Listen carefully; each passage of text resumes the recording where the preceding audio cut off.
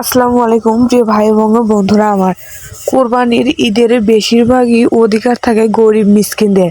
কারণ অনেকে গরিব মিসকিন আছে যারা হচ্ছে হয়তো এই ঈদের দিনটাও একবেলা ভালোভাবে খাইতে পারে না, বা এই ঈদের দিনটাও একবেলা সুখে শান্তিতে থাকতে পারে না, নতুন কোনো কাপড় পরতে পারে না, এবং হয়তো নিজের চাহিদা অনুযায়ী নিজের পছন্দ অনুযায়ী কোনো খাবার খেতে পারে না, এবং গরুর মাংস বা কিনতে পারে না, হয়তো মাংসই কিনতে পারে না। সে জায়গায় দেখা যায় এই কোরবানির মাংসটা যে এক ভাগে থাকে সেইটা গরিব মিসকিনদের মাঝে বিলিয়ে দেওয়া হয়।